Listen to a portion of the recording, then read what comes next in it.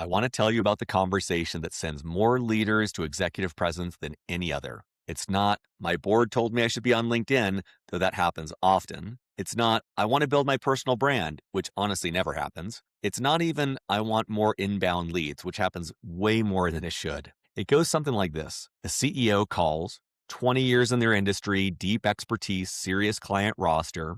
They've built something real. And then they say, with a frustration that is equal parts wounded and furious, we are losing out to a competitor that has a fraction of our experience. They have fewer clients, less proven technology, less track record, and they are getting more attention than we are. How is that possible? That's the conversation. That's the conversation, and I hear some version of it constantly. It's possible because being the best in your market and being perceived as the best in your market are two completely different things. And in the absence of visibility, the market can't tell the difference. This is Cultivating Executive Presence. I'm Justin Asiri, and this is episode 11. The best company doesn't always win.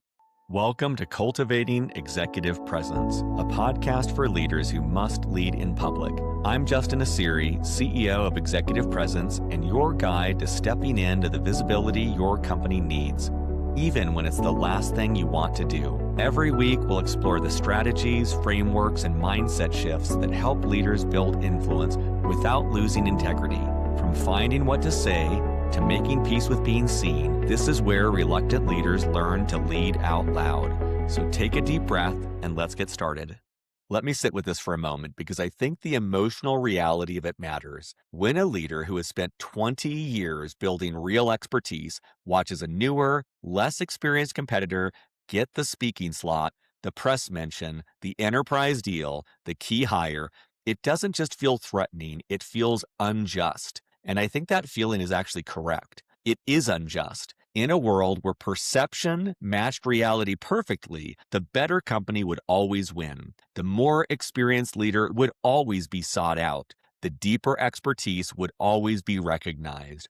But we don't live in that world. We live in a world where perception is shaped by what's visible, and what's visible is shaped by who shows up. Most of the CEOs I speak with, 500 or so a year, would genuinely rather just build their company. They have no desire for the spotlight. They find the idea of self-promotion uncomfortable. They've watched other leaders chest beat on LinkedIn and found it embarrassing. And so they've made a reasonable seeming decision. Focus on the work, let the results speak for themselves, and trust that the market will figure it out. The problem is the market doesn't figure it out, not on its own, not anymore. Because the market is increasingly shaped by what appears in a LinkedIn feed, in a podcast episode, in a Google search result. And if you're not there, someone else is. And that someone else is shaping the perception of your category. What good looks like, what the right approach is, what expertise sounds like, whether you like it or not.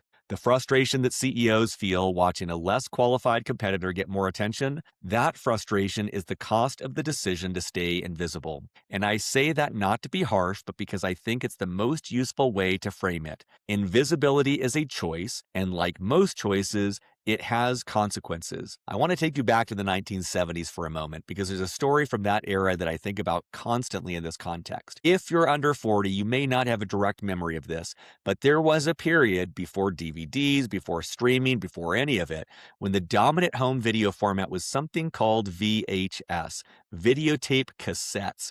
You'd rent them from a store, watch a movie at home, rewind it, and return it. What most people don't know is that VHS wasn't actually the best technology available at the time. There was a competing format called Betamax made by Sony, and by most technical measures, Betamax was superior.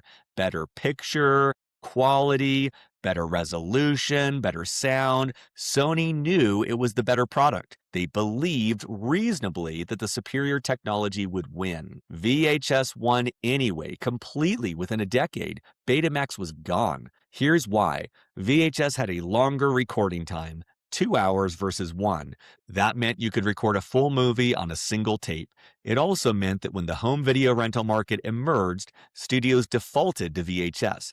And JVC, the company behind VHS, licensed the technology broadly and cheaply, which meant dozens of manufacturers could make VHS machines. Prices dropped Availability exploded. VHS was everywhere. Sony, meanwhile, kept Betamax proprietary. Higher quality, higher cost, fewer machines, less content. The technically superior product lost. Not because it was bad, because it was less accessible, less available, and less present in the market. Now, I want to be careful not to oversimplify this analogy because the lesson isn't quality doesn't matter. Quality absolutely matters. If Betamax had been obviously terrible, no amount of distribution would have saved VHS either. The lesson is something more specific. Quality is necessary but not sufficient. In a competitive market, the product that is both good enough and most visible tends to win. Superior quality alone does not guarantee market leadership. This is true of videotape formats. It's also true of executive visibility. The leader with 20 years of experience and a superior track record will not automatically win over the newer, less experienced competitor who shows up consistently and is easier to find. So why does this keep happening? Why do newer, less credentialed competitors so often outperform more established ones on visibility? I thought about this a lot, and I think there's a few things going on. The first is speed and nimbleness. Smaller, newer companies move faster. They don't have 8 people on a committee reviewing an executive's LinkedIn post before it goes live. They don't have a legal team vetting language. They don't have a brand team worried about consistency. The founder writes something, it goes out today. And LinkedIn rewards that speed. The algorithm favors fresh, consistent content from individuals, and the companies that can move quickly have an inherent advantage. The established company, meanwhile, is often hamstrung by its own success. The bigger the organization, the more stakeholders have to say and what the executive says publicly. By the time a post has been through legal, communications, and the marketing team, it reads like a press release. The edges are gone. The personality is gone. The thing that makes a LinkedIn post actually work, the specific, genuine human voice of a real person, has been committee edited out. And second is risk tolerant. A newcomer has nothing to lose. They can take a strong stance. They can be polarizing. They can post something that generates controversy because controversy drives engagement and they don't have a reputation to protect. The established leader, by contrast, is often overly cautious. They're worried about saying something that will embarrass the company or that a competitor will use against them or that sounds too strong. And that caution, which is entirely understandable, produces content that's too safe to break through. The irony is that the person who has the most earned credibility to speak with conviction is often the one who speaks most carefully, while the newcomer, with less to back it up, speaks freely. And the third is first mover advantage. This is the one I think about the most. LinkedIn is a compounding game. 12 months of consistent posting builds an audience. That audience amplifies every subsequent post. The algorithm learns who you are and what you're about and starts putting your content in front of the right people. Your network grows, your reach grows, the data improves, you get better at the craft. None of that happens in month 1. All of it depends on showing up in month 1. The competitor who started a year before you has a year of compounding that you don't, and closing that gap requires significantly more effort than simply matching their current pace. You have to run faster to catch up, and they don't stand still while you do. We've seen this play out not just on LinkedIn, but on podcasts, on YouTube, on Instagram. The people who got there the first have an unfair advantage. The gains are faster earlier. The audience compounds, and the follower you might have won a year from now, if you started today, is already following your competitor. I want to be careful here because I don't want this episode to be demoralizing. I want it to be activating because here's what the 20-year veteran has that the newcomer absolutely does not. Depth of knowledge, real earned, hard-won experience.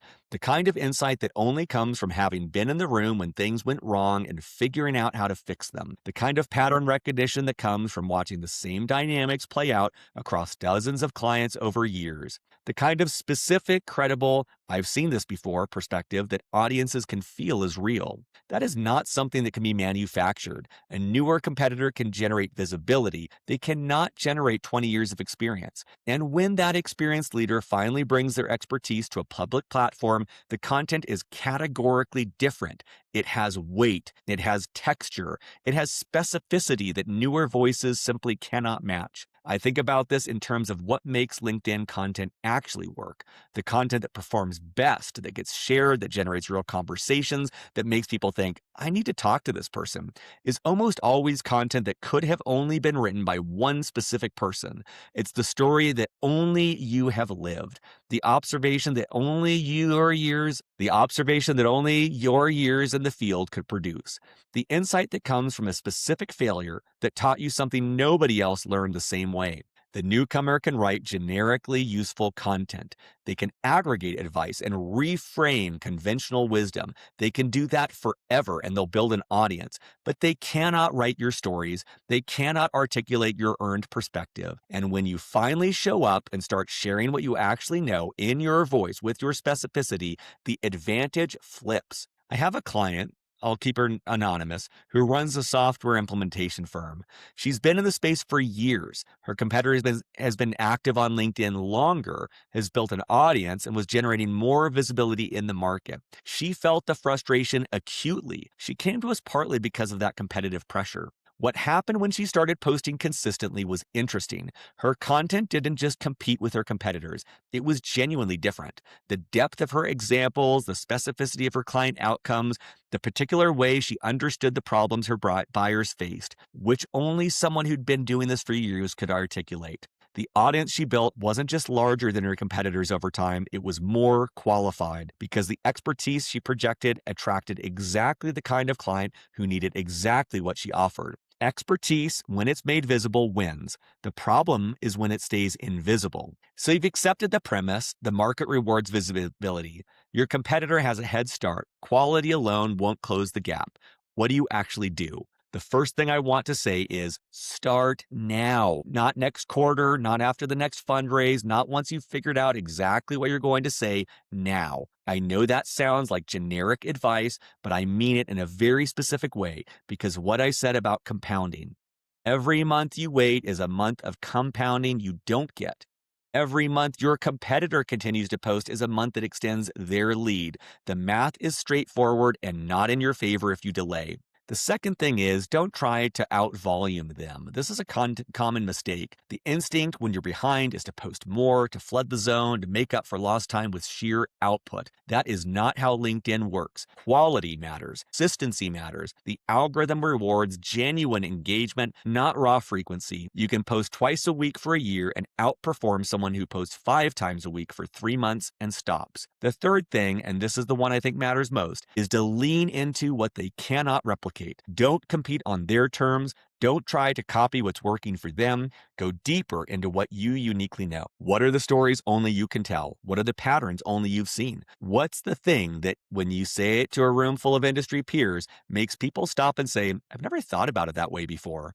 That's what belongs on LinkedIn. That's the unfair advantage that 2 years of compounding cannot manufacture. The newcomer can be louder, but they cannot be you. I want to close with something that I think gets lost in this conversation about competitive dynamics and visibility gaps and first mover advantages. If you are leading a growing company, if you are attracting clients and building a team and raising capital and forming partnerships, there is something inherently magnetic about you. I believe that. I've seen it too many times to doubt it. You have, by definition, figured out how to make people want to work with you, how to make clients trust you, how to convince investors that you're worth betting on, how to attract talent to something they didn't have to join. Whatever that quality is, it's different for every leader. It's real, it's valuable, and it's yours. What LinkedIn does at its best is extend the reach of that magnetic quality. It scales you. It puts what you are, not a polished version, not a performed version, but the genuine thing, in front of people who haven't met you yet. And when those people encounter it, they respond the same way the clients and employees and investors who know you always have responded. You don't have to become someone you're not. You have to become visible as who you actually are. The frustration of watching a less experienced competitor get more attention is real. The competitive threat is real. The first mover advantage they've accumulated is real. But so is your 20 years. So is your depth. So is the quality of what you've built. The only question is whether you're going to let the market see it. Because the best company doesn't always win, but the best company that shows up, that brings its expertise to a public platform, that shares what is learned, that stops waiting for the market to figure it out on its own, that company has a very good chance. So let's bring this home. If you've been watching a less experienced competitor get more attention than you and feel the particular frustration of knowing you are genuinely better, I want you to hear two things. First, you are right to be frustrated. It is unjust. The market should recognize quality automatically. It doesn't. That's the reality we operate in, and staying frustrated about it doesn't change it. Second, the gap is closable, but only if you act on it. Every month you wait is a month of compounding you give to a competitor, and the longer the delay, the more work it takes to catch up. Betamax was technically superior to VHS. It lost anyway. Not because quality doesn't matter, it does, but because availability and accessibility and presence in the market matter too. And in the end, the product people could find and use beat the product that was technically better but harder to access. Your expertise is your Betamax. It's real, it's superior, and it needs a distribution strategy. LinkedIn is the distribution. Consistent, genuine, specific content that only you could have written. That's the VHS play. That's how you take your 20 years of earned knowledge and make it accessible to the people who need it. The best company doesn't always win. The best perceived one does. Next episode, I'm going to talk about what your first 90 days of leading out loud actually look like. The practical playbook for getting started, staying consistent, and building the muscle without it taking over your life. I'm Justin Asiri. Thanks for listening. This is Cultivating Executive Presence.